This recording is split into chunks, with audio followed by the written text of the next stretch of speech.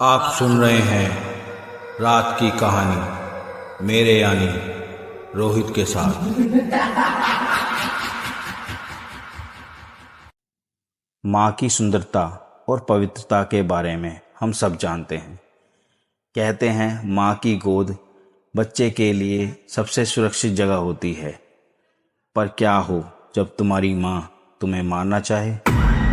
आज की कहानी कुछ ऐसी ही कहानी है। तो आइए बिना किसी देरी के कहानी को शुरू करते हैं। मेरा नाम सुषमा है। मेरे लिए आज का दिन बहुत बड़ा और अच्छा दिन है। दरअसल आज मैं रिटायर होने वाली हूँ। मैं 65 साल की हूँ। मैं एक सरकारी स्कूल में प्रधानाचार्य थी, पर आज इस स्कूल में मेरा आखिरी दिन है। इस स्कूल से बहुत सारी यादें हैं जिन्हें मैं अपने साथ लेकर जा रही हूँ। मेरी बहुत सी अच्छी यादें हैं, पर एक ऐसी याद थी जिसे मैं चाहकर भी कभी नहीं भुला सकती। आज मेरे पास सब चीज़ है, अच्छा घर, अच्छा पैसा, अच्छा परिवार। पर एक समय था जब मेरे पास कुछ भी नहीं था। आज मैं हरियाणा के गुड़गांव में रहती हूँ, पर उस समय मैं यूपी के एक गांव में रहती थी। हमारे घर में मेरे पिताजी और मेरी माँ और मेरी एक छोटी बहन थी। उस समय हमारे गांव में लाइट बहुत ही कम आया करती थी। पढ़ाई के लिए भी हम दोनों बहनों को बहुत दूर जाना पड़ता था, जिसकी वजह से हमारा पूरा दिन स्कूल में ही चला जाता था। मेरे पिताजी डाकिया थे, पर उस समय सरकारी नौकरी वालों को इतनी तनख्वाह नहीं मिला करती थी। हम रोज़ सुबह अपनी पढ़ाई के लिए गांव से बहुत दूर जाया करते थे, और पापा भी अपने काम के लिए सुबह सुबह ही निकल जाया करते थे। मैं उस समय 12वीं कक्षा में थी और मेरी छोटी बहन 10वीं कक्षा में थी। हमारी ज़िंदगी बहुत अच्छी चल रही थी। मुझे पूरा याद है, मेरी माँ चूल्हे पर रोटियां बनाया करती थी और उसके लिए वो जंगल से रोज़ लकड़ियां लेकर आया करती थी। सब ठीक था, पर अचानक मेरी मम्मी की खांसी होने लगी। तब मम्मी बहुत ज़ोरों से खांस रही थी। मैं करीब 3 बजे स्कूल से आई तो मैंने देखा मम्मी चारपाई पर लेटी हुई थी और अपने मुंह पर कपड़ा रखकर लगातार खांस रही थी। तब मैंने मम्मी से बोला, मम्मी क्या हुआ? तब मम्मी बोली, कुछ नहीं, मेरे बहुत खांसी हो रही है सुबह से।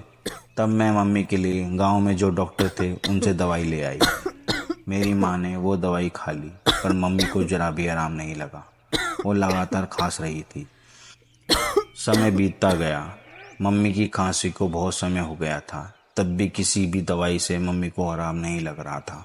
और एक शाम हम सब बैठ खाना खा रहे थे तो मम्मी बहुत ज़ोरों से खांसने लगी और खांसते खांसते उनके मुंह से खून निकल आया। हमारे गांव में एक भी बड़ा हॉस्पिटल नहीं था, जिसकी वजह से हम मम्मी को रात में कहीं नहीं ले जा सके। हमने वही दवाई मम्मी को खिला दी, पर मम्मी को उससे कोई आराम नहीं लगा। और सुबह पापा जब उठे तो हम सबसे बोलने लगे, आज मैं तुम्हारी माँ को सरकारी अस्पताल दिखाने जा रहा हूँ, उसके खांसी बहुत हो रही है, समझे बच्चों? तो ध्यान रखना अपना। फिर पापा मम्मी को सरकारी अस्पताल में दिखाकर आए। वो अस्पताल हमारे घर से बहुत दूर था, करीब 15 किलोमीटर के आसपास होगा, जिसकी वजह से पापा को पूरा दिन लग गया। और जब हम सब शाम को खाना खा रहे थे, आज का खाना मैंने बनाया था क्योंकि मम्मी की तबीयत बहुत ज़्यादा ख़राब थी, उनसे उठा भी नहीं जा रहा था। तो मैंने अपने पापा से पूछा, पापा डॉक्टर ने क्या बताया? तब पापा कहने लगे, कुछ नहीं, अभी तो बहुत सारे चेकअप और टेस्ट किए हैं, रिपोर्ट 1-2 दिन में आएगी, तब पता लगेगा क्या दिक्कत है। 3 दिन बाद पापा मम्मी की रिपोर्ट लेकर आए। मम्मी उस दिन भी पापा के साथ ही गई थी। और पापा जैसे ही घर आए, मैंने पापा से पूछा, पापा मम्मी की रिपोर्ट में क्या आया है? तब पापा बोलने लगे, कुछ नहीं, सब ठीक है बेटा, तुम परेशान मत हो। पता नहीं क्यों मुझे पापा की बात पर यकीन नहीं हो रहा था। मुझे ऐसा लग रहा था जैसे पापा झूठ बोल रहे हैं। वो मुझसे नज़रें मिला के बात नहीं कर रहे थे। उनकी आंखें गीली थी और वो मुझसे नज़रें चुरा के बात कर रहे थे, जिसकी वजह से मुझे पापा पे शक हुआ। मैंने पापा के हाथों से मम्मी की रिपोर्ट ली तो हमें पता लगा मम्मी के टीबी है, और उस समय टीबी का कोई इलाज नहीं हुआ करता था। ये बात मैं अच्छे से जानती थी। मम्मी की रिपोर्ट देखकर मैं ज़ोरों से रोने लगी। मुझे देख मेरी छोटी बहन भी रोने लगी। फिर मम्मी पापा ने मुझे और मेरी छोटी बहन को चुप किया और पापा कहने लगे, चुप हो जाओ, सब ठीक हो जाएगा। तुम्हारी मम्मी ठीक है और ठीक हो जाएगी, परेशान मत हो। डॉक्टर ने बोला है तुम्हारी मम्मी ठीक हो जाएगी। पर मैं अच्छे से जानती थी मेरी मम्मी अब नहीं बचेगी, क्योंकि पापा हम दोनों को चुप कराने के लिए ऐसा बोल रहे थे। पापा मम्मी को लेकर रोज़ अस्पताल जाते थे और किसी ने बोला दिल्ली चले जाओ, ठीक हो जाएगी। तब पापा मम्मी को लेकर दिल्ली के बहुत बड़े सरकारी अस्पताल में गए। मम्मी को जरा सा भी आराम नहीं लग रहा था और मम्मी दिन पे दिन कमज़ोर होती जा रही थी। अब उनके खांसने पर हमेशा मुंह से खून ही निकल रहा था। और एक दिन पापा मम्मी को लेकर हॉस्पिटल गए हुए थे। वो दिन मुझे आज तक याद है। वो बुधवार का दिन था। हल्का हल्का मौसम ख़राब हो रहा था। फिर थोड़ी देर में बारिश होने लगी। पापा मम्मी को लेकर आ रहे थे। मम्मी और पापा दोनों ही बारिश में भीगे हुए थे और आ रहे थे। मम्मी को देख ऐसा लग रहा था जैसे उनके शरीर में अपने घर आने तक की ही हिम्मत बची है। और ऐसा ही हुआ। मेरी मम्मी जैसे ही घर आई और चारपाई पर लेटी, तभी मम्मी के मुंह से खून निकल रहा था। तभी मम्मी ने अपनी आखिरी सांस ली। हमारी आंखों के सामने ही हमारी मम्मी मर चुकी थी। हम तीनों रोने लगे। देखते ही देखते हमारा खुश परिवार मातम में बदल गया था। मेरी माँ हम सबसे बहुत प्यार करती थी, पर हमें क्या पता था ये प्यार हमारे लिए मुसीबत बन जाएगा। हमारा घर अब मम्मी के बिना बेजान सा हो गया। फिर मम्मी का अंतिम संस्कार किया गया। मैं बहुत रोई। मेरे आंखों से आंसू नहीं रुक रहे थे।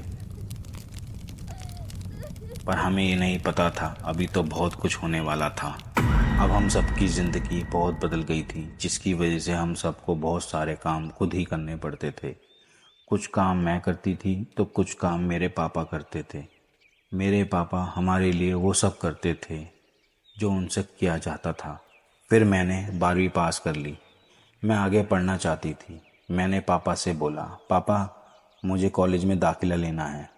तब पापा बोले, बेटा मैं भी चाहता हूँ तू पढ़ाई करे, पर हमारी हालत तू अच्छे से जानती है। हमें रोज़मर्रा की चीज़ों के लिए इतनी मेहनत करनी पड़ती है, और अगर तू पढ़ाई करेगी तो वो पैसे कहाँ से आएंगे।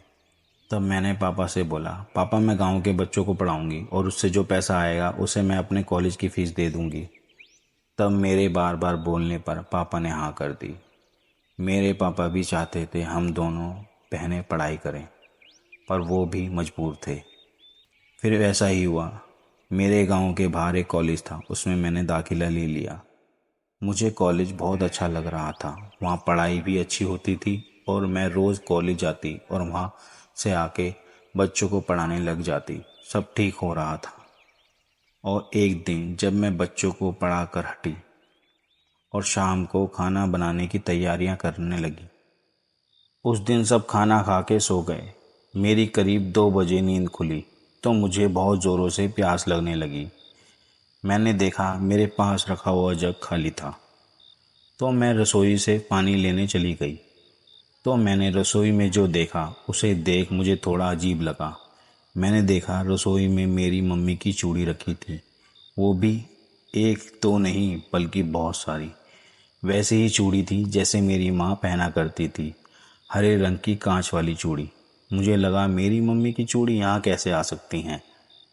उस बात पे मैंने थोड़ा ध्यान नहीं दिया। मैंने सोचा मेरी बहन ने रख दी होंगी, उसके पास होंगी, और मैं अपनी चारपाई पे आकर सो गई। हमारे घर में 2 कमरे थे। एक में मेरे पापा सोते थे और दूसरे में हम दोनों बहनें। और अगले दिन मैंने अपनी छोटी बहन से पूछा, कविता वो रसोई में चूड़ी रखी थी, तूने रखी थी क्या? तब वो बोली, दीदी कौन सी चूड़ी, मैंने तो कुछ भी नहीं रखा वहाँ। हैरान करने की बात तो ये थी, जब मैं सुबह रसोई में खाना बनाने गई तो मैंने देखा वहाँ कोई चूड़ी नहीं थी। मेरे दिमाग में वो बात बार बार आ रही थी। मैं बार बार वो सोच रही थी कि वो चूड़ी जो मैंने रसोई में रात को देखी थी, वो मेरा वहम था या वो सच था। वो था क्या? फिर मैं खाना बनाकर कॉलेज चली गई। पर वो बात मेरे दिमाग में बार बार घूम रही थी।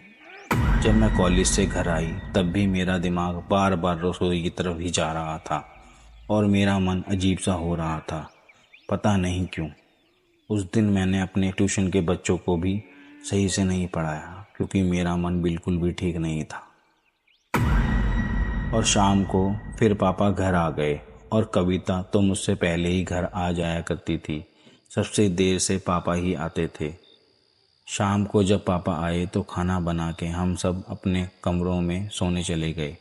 उसी दिन रात करीब 2 बजे मुझे रसोई से आवाज़ आने लगी। मैं रसोई की तरफ गई तो मैंने जो देखा उसे देख मुझे मेरी आंखों पर यकीन नहीं हुआ। वहाँ मेरी माँ लाल साड़ी में खाना बना रही थी। वो सब देख मेरे हाथ पैर ठंडे पड़ चुके थे और मेरे हाथ पैर कांप रहे थे। मुझे लगा मैं कोई सपना देख रही हूँ, पर वो सब सच था, मेरे साथ हो रहा था। और जैसे ही मम्मी ने मुझे देखा, मुझे देख बोली, सुषमा, उठ गई बेटा, आजा खाना खा ले। उस समय मेरे मुंह से कुछ भी नहीं निकल रहा था। मैं बस चुपचाप खड़ी होके देख रही थी। मैं एकदम से चिल्लाई, पापा पापा देखो, पापा देखो। मेरी आवाज़ सुनकर पापा उठ गए और मेरी तरफ भागे हुए आए और मुझसे पूछने लगे, क्या हुआ बेटा, क्या हुआ? तब मैंने पापा को सब बताया, पर पापा मुझसे बोलने लगे, कोई नहीं बेटा, तूने कोई सपना देखा होगा। मैं बार बार पापा से बोले जा रही थी, पापा मैंने कोई सपना नहीं देखा, मैंने सच में रसोई में मम्मी को खाना बनाते हुए देखा था, आप मेरा यकीन करो। फिर पापा मुझे रसोई में लेकर गए। रसोई में जाने की मेरी हिम्मत नहीं हो रही थी। फिर भी पापा के बोलने पर मैं रसोई में गई तो मैंने देखा वहाँ ऐसा कुछ भी नहीं था। ना कोई सामान फैला हुआ था, जैसा मैं रात को रख कर गई थी वैसा ही रखा हुआ था। मुझे बार बार वही बात क्यों आ रही थी दिमाग में। मुझे यकीन नहीं हो रहा था ये मेरा सपना है या मेरे साथ हकीकत में ये सब चीज़ें हो रही हैं। फिर वो सब देख एक बार को मैंने मान लिया, हो सकता है ये मेरा कोई वहम ही होगा। उसके अगले दिन मुझे बुखार हो गया और मैं कॉलेज भी नहीं गई। इसी वजह से मैंने कविता को भी अपने साथ ही रोक लिया। मुझे बहुत डर लग रहा था, जिसकी वजह से मुझे बुखार भी हो गया था। उस दिन सब ठीक रहा, रात में भी ऐसा कुछ भी मुझे दिखाई नहीं दिया। फिर मुझे सच में लगने लगा वो मेरा कोई वहम ही होगा। पर 2 दिन बाद जो होने वाला था वो हम सब की ज़िंदगी को बदलने वाला था। 2 दिन के बाद करीब 1 बजे के आसपास फिर से रसोई से आवाज़ आने लगी। मैं बहुत डर रही थी, मेरी हिम्मत बिल्कुल भी नहीं हो रही थी। मैं रसोई में जा नहीं पा रही थी, इसलिए मैंने कविता को आराम से उठाया। कविता उठ। तब वो उठी और मुझसे बोली, क्या हुआ दीदी? तब मैंने उसे तभी आवाज़ में बोला, कुछ सुनाई दे रहा है तुझे? तब उसने भी रसोई से आती हुई आवाज़ को सुना और मुझसे पूछने लगी, क्या हुआ दीदी? ये कैसी आवाज़ आ रही है जो रसोई से आ रही है? तब मैंने उसे बताया, कविता मम्मी आई है, मम्मी। मेरी बात सुन कविता डर के मारे मेरे गले लग कर चिपक गई और मुझसे बोलने लगी, दीदी यहाँ से कहीं मत जाना, प्लीज़ दीदी, कमरे का दरवाज़ा मत खोलना। मैंने कविता से बोला, एक बार देखते हैं सच में मम्मी है या कोई और है। हम दोनों रसोई की तरफ जाना बिल्कुल भी नहीं चाहते थे। हम दोनों इतने डरे हुए थे। मैंने बिल्कुल आराम से अपने कमरे का दरवाज़ा खोला। कविता ने मेरा हाथ जोरों से पकड़ा हुआ था। वो बार बार मुझे मना किए जा रही थी, पर मुझे नहीं पता मैं क्यों रसोई की तरफ जाना चाहती थी। उस रात जो हमको दिखाई देने वाला था वो देख हम दोनों बहनों को सच में यकीन होने वाला था, हमारी माँ सच में आ रही है। पर हमें ये नहीं पता था हमारी माँ मरने के बाद भी क्यों आ रही है। मैं और कविता दबे पैर रसोई की तरफ गई। जैसे ही मैं रसोई में गई तो मैंने देखा मेरे पापा ने मम्मी की लाल साड़ी पहन रखी थी और बिल्कुल ऐसे ही खड़े हुए थे जैसे मेरी मम्मी खड़ी होती थी। पापा को देख ऐसा लग रहा था जैसे वो मेरे पापा नहीं बल्कि मम्मी हो। मैंने तभी हल्की डरी हुई आवाज़ में पापा से बोला, पापा आप ये क्या कर रहे हो? तब पापा ने अपनी गर्दन मेरी तरफ घुमाई और बोले, बेटा बेटा, मैं तो तुम्हारे लिए खाना बना रही हूँ। खाना खाना खाओ, मेरे साथ चलो, मैं तुम्हें लेने आई हूँ। तुम्हारे बिना मेरा मन नहीं लगता। वो सब देख हम दोनों बहनें जोर से चिल्लाने लगी। रात में हमारा चिल्लाना सुनकर हमारे पड़ोसी हमारे घर में आ गए। उन सब ने वो सारा नज़ारा देख लिया जो हम सब बहुत देर से देख रहे थे। तब पापा पड़ोसियों के सामने ही बोलने लगे, ये मेरा परिवार है और इन सब से तुम सब दूर रहो। मैं अपनी बेटियों को अपने पास लेने आई हूँ और कोई भी मुझे ले जाने से नहीं रोक सकता और बिना लिए मैं इनको नहीं जाऊंगी। इतना बोलकर पापा वहीं बेहोश होकर गिर गए। तभी पड़ोस में से एक ताऊ जी हमें अपने घर ले गए। वो जानते थे हमारी जान को खतरा है, इसलिए वो अपने घर ले गए। हमें पूरी रात नींद नहीं आई थी। पापा अपने कमरे में ही थे। उनको चारपाई पे सुला दिया गया था और सुबह एक पंडित को बुलाया गया। पंडित जी जैसे ही आए, उन्होंने आते ही सब क्लियर बता दिया। पंडित जी बोले, ये तुम्हारी माँ की आत्मा है और ये अभी पूरी तरह से मुक्त नहीं हुई है। इसके मन में तुम्हारे लिए बहुत प्यार था, जिसकी वजह से ये तुम्हें लेने आई है, और इसका प्यार मरने के बाद भी तुम्हारे लिए कम नहीं हुआ है। अब ये मर चुकी है तो तुम्हें भी अपने साथ ही अपने पास लेने आई है और चाहती है कि तुम उसके पास ही रहो। और इसकी कोई चीज़ इस घर में है जो अभी भी यहाँ पर है, जिसकी वजह से ये मुक्त नहीं हो रही है। अगर उसको तुम ला सको तो मैं तुम दोनों बहनों को बचा सकता हूँ। और तुम्हारे पापा को तो ले जाने का इसने पूरा बंदोबस्त कर लिया है। कल रात जब तुम्हारे पापा के शरीर में ये आई थी, इसका मतलब ये है कि तुम्हारे पापा कुछ दिनों में मर जाएंगे। वो सब सुनकर हम दोनों बहनें बहुत रोने लगी। तभी पड़ोस के ताऊ जी ने पूछा, पंडित जी कुछ तो उपाय करो, ये बच्ची अकेली हैं, इनकी माँ तो मर चुकी है, अगर इनके पिता को भी कुछ हो गया तो ये बच्ची किसके सहारे जिएंगी? तब पंडित जी बोले, मैं अब बस इन बच्चियों को बचाने की कोशिश कर सकता हूँ। इनके पिता को तो अब कोई भी नहीं बचा सकता। किसी भी तरह इन दोनों बच्चियों के पिता की मृत्यु तो होना तय है। मैं इनके लिए पूजा अभी से शुरू कर देता हूँ, पर जो भी चीज़ इन बच्चियों की माँ की इस घर में है उसे ढूंढो, उसकी वजह से ही वो आत्मा यहाँ रोज आती है। तब बहुत देर घर में ढूंढने के बाद हमें मम्मी की एक साड़ी मिली और उसके साथ साथ सिंदूर, चूड़ी, बहुत सारी चीज़ें मिली। तब वो सब चीज़ हमने पंडित जी को दे दी। फिर पंडित जी वहाँ से चले गए और उसके कुछ दिनों बाद हमारे पापा की तबीयत दिन पे दिन खराब होने लगी। पापा को वो ही बीमारी हुई थी जो मम्मी को हो चुकी थी, जिसकी वजह से हमारी माँ की मौत हुई थी। और उसके अगले दिन जब मैं कॉलेज गई थी और कविता स्कूल गई थी और पापा हॉस्पिटल गए थे, उसी दिन जब करीब 3 बजे जब मैं आई, मैंने देखा हमारे घर में सब जला हुआ पड़ा था। मम्मी की सारी फ़ोटो जो कभी ली गई थी, मम्मी की सारी यादें, वो सब जली हुई थी। वो सब देखकर मुझे और कविता को बहुत डर लगने लगा। तो हमने फिर से पंडित जी को बुलाया। पंडित जी ने हमें साफ साफ ये बोल दिया, तुम्हें ये घर छोड़ के जाना होगा, तभी तुम बच सकते हो। तभी मैंने अपनी मौसी जी को एक लेटर लिखा। उस समय फ़ोन नहीं हुआ करते थे। मैंने उस लेटर में अपनी मौसी जी को सब सच सच बता दिया, हमारे साथ क्या क्या हो रहा था। फिर हमारी मौसी हमें लेने आई, पर मैं जाना नहीं चाहती थी क्योंकि मेरे पापा ठीक नहीं थे। पापा की तबीयत बहुत ख़राब हो चुकी थी, जिसकी वजह से मैं बिल्कुल भी पापा को छोड़कर नहीं जाना चाहती थी। पर पापा के बोलने पर मुझे जाना पड़ा। फिर हम दोनों बहन अपनी मौसी जी के घर रहने आ गए। बाकी की पढ़ाई हम दोनों बहनों ने अपनी मौसी जी के यहाँ ही पूरी की। और एक दिन हमें खबर आई हम दोनों के पापा की मौत हो गई है। फिर मैं अपने घर आखिरी बार गई। मैंने और मेरी छोटी बहन ने अपने माँ बाप को खो दिया था। अब हमारे लिए इस दुनिया में हमारी मौसी बची थी, पर हमारी मौसी ने भी हमारा बहुत अच्छे से ख्याल रखा।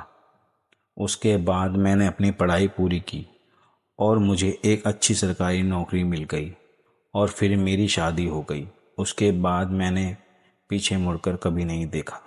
आज मेरी छोटी बहन भी एक सरकारी नौकरी करती है और वो भी बहुत खुश है और मैं भी। पर हम दोनों की ज़िंदगी में एक पल ऐसा भी आया था जब हम दोनों बहनों को सब खोना पड़ा। मम्मी पापा की आज भी बहुत याद आती है। काश वो हमारे साथ होते तो कितना अच्छा होता। आशा करता हूँ आपको ये कहानी अच्छी लगी होगी। अपना और अपने परिवार का ख्याल रखें और सुनते रहें रात की कहानी। मिलते हैं किसी और कहानी में। ये कहानी आपको कैसी लगी आप कमेंट्स करके बता सकते हैं, और अच्छी लगे तो शेयर करना ना भूलें। आप भी हमें अपनी कहानी भेज सकते हैं।